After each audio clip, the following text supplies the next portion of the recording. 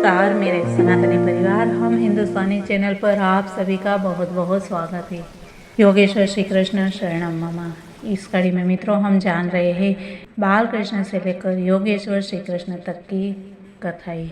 और कल हमने देखा था कि ब्रह्मा को कैसे समझ में आ गया कि ये कोई नन्हा सा श्री कृष्ण बाल कृष्ण नहीं है, परंतु ये तो योगेश्वर श्री कृष्ण है। और फिर इनके बाद क्या ब्रह्मा जी ने स्तुति की वो आज हम जानने वाले हैं। तो मित्रों इसके लिए वीडियो पूरा देखेगा। और हम हिंदुस्तानी चैनल पर आप नए हैं तो इस चैनल को सब्सक्राइब जरूर कर दीजिएगा।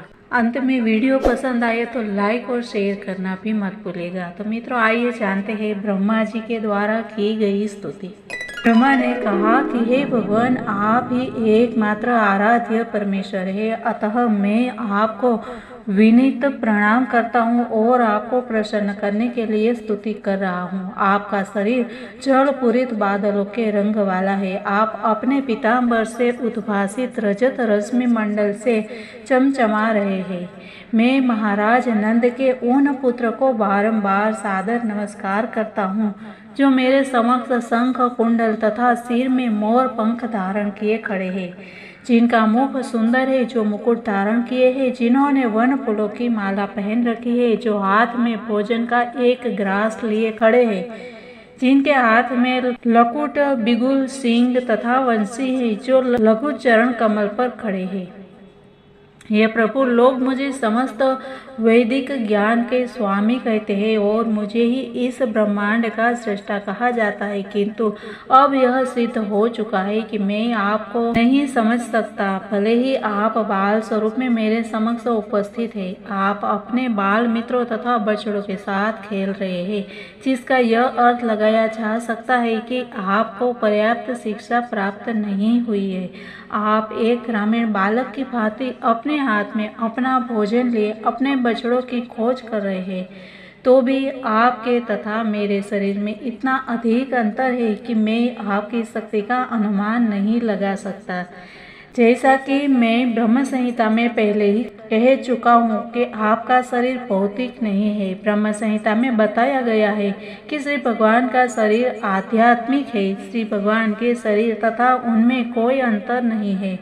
उनके शरीर का प्रत्येक अंग अन्य किसी अंग का कार्य संपन्न कर सकता है। श्री भगवान अपने हाथों से देख सकते हैं, अपनी आँखों से सुन सकते हैं, अपने पाँवों से भेंट स्वीकार कर सकते हैं तथा मुख से सृष्टि उत्पन्न कर सकते हैं। ब्रह्मा ने आगे कहा, ग्वाल बाल के रूप में आपका जन्म भक्तों के लाभ हेतु हुआ है, और यद्यपि मैंने आपके बछड़े तथा बालक चुराकर आपके चरण कमलों के प्रति अपराध किया है, किंतु मैं समझ सकता हूँ कि आपने मुझ पर दया की है। यह आपका दिव्य गुण है कि आप अपने भक्तों के प्रति अत्यंत वत्सल रहते हैं, किंतु मैं अपने प्रति आपका स्नेह होते हुए भी आपके शारीरिक शक्तियों की क्षमता का अनुमान नहीं लगा सकता। यह समझना होगा कि जब मैं इस ब्रह्मांड का परम पुरुष ब्रह्मा होकर बाल रूप श्री भगवान के शरीर का अनुमान नहीं लगा सकता, तो फिर अन्यों का क्या कहना। और यदि मैं आपके बाल शरीर की आध्यात्मिक शक्ति का अनुमान नहीं लगा सकता, तो फिर मैं आपकी दिव्य लीलाओं को कैसे समझ सकता हूँ। अतः जैसा कि श्रीमद् भगवद गीता में कहा गया है कि जो कोई श्री भगवान की दिव्य लीलाओं, उनके आविर्भाव तथा तिरोधान के विषय में थोड़ा भी समझ सकता है, वह इस भौतिक शरीर को त्यागने के बाद श्री भगवान के धाम में प्रवेश करने का अधिकारी बन जाता है। इन कथन की पुष्टि वेदों में भी हुई है, जिनमें कहा गया है श्री भगवान को समझने मात्र से ही कोई भी जन्म मृत्यु के चक्र से छूट सकता है। अतः मैं तो यही स्तुति करूँगा कि लोगों को चाहिए कि वे अपने चिंतन द्वारा आपको समझने का प्रयत्न न करें। आपको समझने की सर्वोत्तम विधि यह है कि चिंतन को विनम्र भाव से त्याग कर आपके विषय में या तो आपसे सुना जाए, जैसा कि आपने ही श्रीमद् भगवद गीता तथा अन्य समान वैदिक साहित्य में वक्तव्य दिए हैं, अथवा किसी सिद्ध भक्त से सुना जाए जिसने आपके चरण कमलों में शरण ले रखी हो। मनुष्य बिना किसी उहापोह के भक्त से श्रवण करे। उसे अपनी सांसारिक स्थिति में परिवर्तन करने की जरूरत नहीं, उसे केवल आपका संदेश सुनना होता है। यद्यपि आप भौतिक इंद्रियों द्वारा ज्ञेय नहीं है, किंतु केवल आपके विषय में श्रवण करने से अज्ञान के अंधकार को दूर किया जा सकता है। आप अपनी अनुकंपा से ही भक्तों के समक्ष प्रकट होते हैं। आप अन्य किसी साधन द्वारा अज्ञेय है। भक्ति के बिना सुस्त ज्ञान की आपकी खोज करने में समय का अपव्यय मात्र है। भक्ति इतनी महत्वपूर्ण है कि थोड़े से प्रयास से ही मनुष्य उच्चतम सिद्धि की अवस्था को प्राप्त हो सकता है। अतः मनुष्य को चाहिए कि भक्ति की कल्याणदायिनी विधि की उपेक्षा करके चिंतन विधि का प्रश्रय न लें। चिंतन द्वारा भले ही आपके दृश्य जगत का आंशिक ज्ञान प्राप्त हो ले, किंतु प्रत्येक वस्तु के मूल स्वरूप आपको समझ पाना संभव नहीं है। जो लोग केवल चिंतन में लगे रहते हैं, उनका आपको समझने का प्रयास करना समय का अपव्यय ही है। जैसे भगवान, मानव समाज के इतिहास में ऐसे अनेक उदाहरण प्राप्त है, जबकि मनुष्य दिव्य पद प्राप्त न होने पर मन, वचन तथा कर्म से भक्ति में लगकर सिद्धि प्राप्त करके आपके धाम को जा सका है। भक्ति के बिना चिंतन या ध्यान द्वारा आपको समझने की सारी विधियां व्यर्थ है। अतः मनुष्य को चाहिए कि सांसारिक कार्यों में लगे रहकर भी वह आपकी भक्ति करे और आपके दिव्य यश का श्रवण तथा कीर्तन करते हुए आपके निकट रहे। केवल श्रवण तथा कीर्तन से ही मनुष्य आपके धाम में प्रवेश करने की परम सिद्धि को प्राप्त कर सकता है। अतः यदि कोई आपके यशों का श्रवण तथा कीर्तन करते हुए आपका सानिध्य सदा प्राप्त करता है और अपने सारे कर्म फलों को आपकी तुष्टि के लिए अर्पित करता है, तो वह सरलता से तथा प्रसन्नता पूर्वक आपके परम धाम में जा सकता है। जिन लोगों ने अपने हृदय सारे कलमश से शुद्ध कर लिए हैं, उन्हें आपका साक्षात्कार होता है। हृदय की यह शुद्धि आपके यशों के श्रवण तथा कीर्तन द्वारा संभव है। श्री भगवान सर्वव्यापक है, जैसा कि श्री भगवान ने स्वयं श्रीमद् भगवद गीता में कहा है, सब कुछ मेरे द्वारा पालित है, फिर भी मैं सभी चीजों में नहीं हूँ। चूँकि श्री भगवान सर्वव्यापक है, अतः ऐसी कोई वस्तु नहीं है जिसका पता उन्हें न हो। श्री भगवान की सर्वव्यापकता कभी भी जीव के संकुचित ज्ञान में समाहित नहीं हो सकती। अतः जिस व्यक्ति ने श्री भगवान के चरण कमलों में अपने मन को स्थिर कर लिया है, वही श्री भगवान को कुछ हद तक समझ सकता है। मन का तो यह काम ही है कि वह इंद्रिय तृप्ति के लिए विविध विषयों के पीछे दौड़ता रहता है। अतः जो व्यक्ति अपने मन को निरंतर श्री भगवान की सेवा में लगाए रहता है, वही मन को वश में कर सकता है और श्री भगवान के चरण कमलों में स्थिर हो सकता है। श्री भगवान के चरण कमलों में मन की यह एकाग्रता समाधि कहलाती है। इस समाधि अवस्था को प्राप्त हुए बिना वह श्री भगवान के स्वभाव को नहीं समझ सकता। कुछ दार्शनिक या विज्ञानी विराट प्रकृति के एक एक अणु का अध्ययन कर सकते हैं। वे इतने प्रगतिशील भी हो सकते हैं कि विराट आकाश या आकाश के समस्त ग्रहों तथा नक्षत्रों के परमाणुओं का, यहाँ तक कि सूर्य या आकाश तारा तथा अन्य प्रकाश पुंजों के चमकीले अणुओं की गणना कर सकते हैं, किंतु श्री भगवान के गुणों की गणना कर पाना असंभव नहीं है। जैसा कि वेदांत सूत्र में प्रारंभ में कहा गया है, परम पुरुष समस्त गुणों का मूलाधार है। उन्हें सामान्यतया निर्गुण कहा जाता है। निर्गुण का अर्थ होता है गुणों से रहित, किंतु निर्विशेषवादी निर्गुण शब्द का अर्थ किसी भी गुण से विहीन लगाते हैं। चूँकि श्री भगवान के गुणों का अनुमान लगाने में असमर्थ है, अतः वे इस निष्कर्ष पर पहुँचते हैं कि श्री भगवान में कोई गुण नहीं होता। किंतु वस्तुस्थिति यह नहीं है। असल बात तो यह है कि वे समस्त गुणों के मूलाधार है। सारे गुण सदा उन्हीं से उद्भूत होते रहते हैं। अतः एक सीमित क्षमता वाला व्यक्ति किस तरह से भगवान के गुणों की गणना कर सकता है?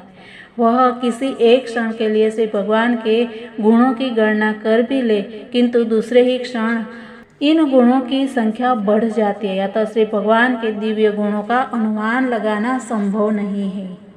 अतः मनुष्य को श्री भगवान के गुणों की गणना के अनुमान का निरर्थक प्रयास नहीं करना चाहिए। योग सिद्धि प्राप्त करने के लिए शुष्क चिंतन या शारीरिक प्रयास करने की कोई आवश्यकता नहीं है। मनुष्य को इतना ही समझ लेना होगा कि इस शरीर में सुख तथा दुख पूर्व निर्धारित है। इस शरीर के दुखों को दूर करने या सुख प्राप्त करने के लिए विविध आसन लगाने की कोई आवश्यकता नहीं है।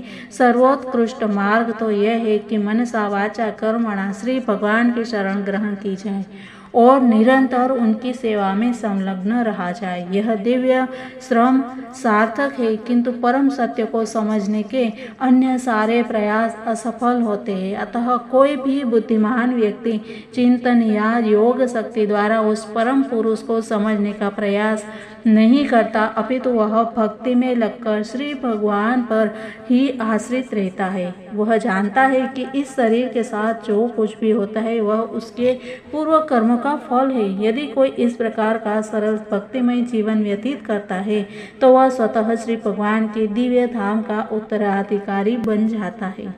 वास्तव में प्रत्येक जीव परमेश्वर का भिन्नांश और श्री भगवान का पुत्र है।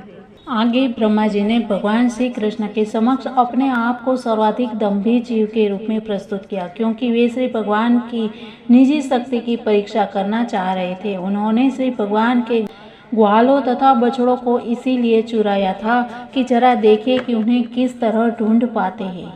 अपनी चाल के बाद ब्रह्मा ने यह स्वीकार किया कि उनका यह प्रयास अत्यंत दुष्ट था, क्योंकि वे आदि शक्ति के समक्ष अपनी शक्ति की परीक्षा लेने का प्रयत्न कर रहे थे।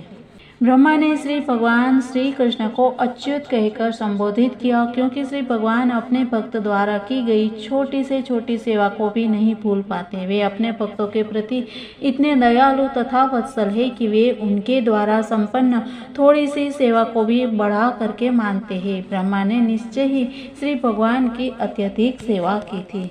फिर इसके बाद ब्रह्मा जी ने वास्तविक स्थिति का बोध हुआ और उन्होंने बताया कि ब्रह्मांड विराट होते हुए भी मापा जा सकता है, जिस प्रकार की हमारा शरीर 7 बीते का मापा जाता है। सामान्यतया प्रत्येक मनुष्य के शरीर की माप 7 बीते यानी कि 3.5 हाथ परिणित होती है। भले ही यह ब्रह्मांड के एक विराट शरीर के समान दिखाई दे, किंतु इसकी माप ब्रह्मा के 7 बीते ही है, यानी कि 3.5 हाथ ही है।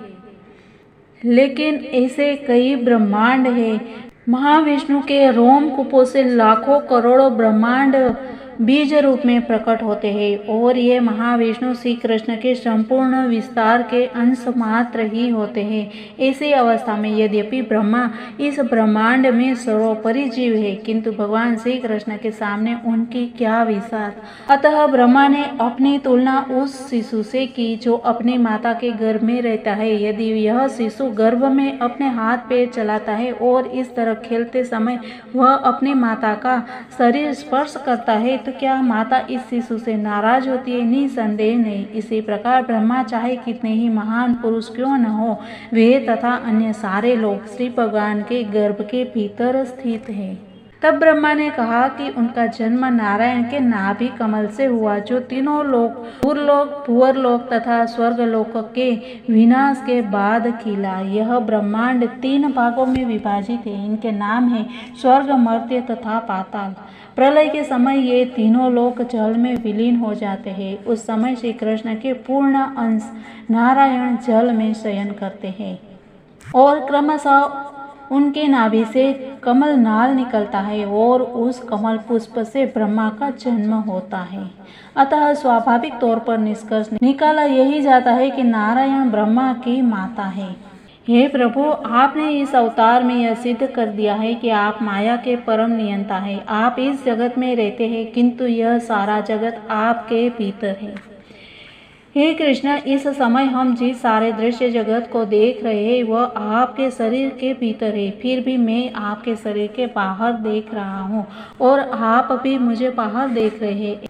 जो व्यक्ति आपकी अचिंत्य शक्ति से परिचित नहीं है वे यह नहीं समझ सकते कि अकेले आप ही सृष्टा ब्रह्मा, पालक विष्णु तथा संहारकर्ता शिव के रूप में अपना विस्तार करते हैं। जो लोग वस्तुओं को ठीक ठीक नहीं जानते वे मुझ ब्रह्मा को सृष्टा, विष्णु को पालक तथा शिव को संहारकर्ता के रूप में समझते हैं। वास्तव में आप ही सब कुछ है, सृष्टा, पालक तथा संहारकर्ता।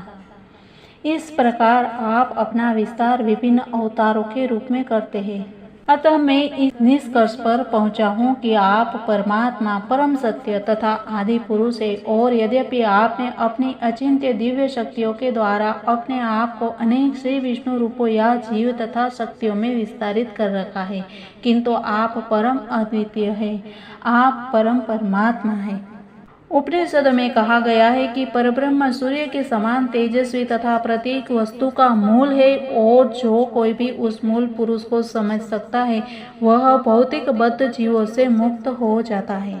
और ऐसे अनेक तथाकथित ज्ञानी हैं जिन्हें यह पता नहीं है कि आप परम आत्मा है। अतः यदि कोई यह सोचता है कि परमात्मा आपसे भिन्न कोई वस्तु है और इस तरह वह परमात्मा को या परम ब्रह्म को अन्यत्र जंगल या हिमालय की गुफाओं में ढूंढता है तो उसकी दशा अत्यंत दयनीय है। जिसे कुछ भक्ति प्राप्त हो चुकी हो वह आपकी महिमा को समझ सकता है। यदि कोई ब्रह्म साक्षात्कार या परमात्मा साक्षात्कार के लिए भी प्रयास करता है तो वह आपके विभिन्न रूपों को तब तक नहीं समझ पाता जब तक वह भक्ति का थोड़ा सा फल न पा ले। हे प्रभु, मेरी प्रार्थना है कि इस जन्म में या अगले जन्म में मैं जहाँ भी जन्म लूँ मुझे आपका एक भक्त माना जाने का सौभाग्य प्राप्त हो। मैं चाहे जहाँ भी हूँ, मेरी प्रार्थना है कि मैं आपकी भक्ति में लगा रहूँ। मुझे इसकी तनिक भी परवाह नहीं है कि भविष्य में मुझे कैसा जीवन प्राप्त होगा, क्योंकि मैं देखता हूँ कि गाय तथा बछड़ों या ग्वाल बालों के रूप में भी भक्त इतने भाग्यवान होते हैं। और इसीलिए वृंदावन के विशुद्ध भक्त तथा अन्य भक्तों में यही अंतर है कि वृंदावन के वासियों में श्री कृष्ण के सानिध्य के अतिरिक्त कोई अन्य कामना नहीं रहती। श्री कृष्ण भक्तों पर निरंतर दयालु होने के कारण उनकी इच्छाओं को पूरा करते हैं, और चूंकि वे श्री कृष्ण का निरंतर साहचर्य चाहते हैं इसीलिए श्री भगवान इसके लिए सदा तैयार रहते हैं। समस्त आशीषों के परम स्रोत है, किंतु यह सोचकर आशंका में पड़ जाता हूँ कि आप वृंदावन के वासियों की जितनी सेवाएं प्राप्त कर रहे हैं उनसे किस प्रकार ऋण हो सकेंगे। हे कृष्ण, आपका नाम ही यह बताता है कि आप सभी को आकर्षित करने वाले हैं। सूर्य तथा चंद्रमा का आकर्षण आपके ही कारण है। सूर्य के आकर्षण द्वारा आप यदुवंश को सौंदर्य प्रदान कर रहे हैं। चंद्रमा के आकर्षण के कारण आप भूमि, देवताओं, ब्राह्मणों, गायों तथा सागरों की शक्ति को बढ़ा रहे हैं। आपके परम आकर्षण के कारण ही कंस आदि असुरों का संहार हुआ। अतः मैं इस निष्कर्ष पर पहुंचा हूँ कि इस सृष्टि में आप ही एकमात्र पूजनीय है। इस प्रकार इस ब्रह्मांड के स्वामी ब्रह्मा श्री भगवान को सादर प्रणाम करके तथा 3 बार उनकी परिक्रमा कर लेने के बाद अपने धाम ब्रह्मलोक को जाने के लिए उद्यत हुए। श्री इस प्रकार ब्रह्मा ने बहुत ही अच्छी प्रार्थना की और हम लोगों को अच्छा संदेश भी दिया। मित्रों, मिलते हैं कल की बातों में। तब तक सबको जय हिंद, वंदे मातरम, भारत माता की जय।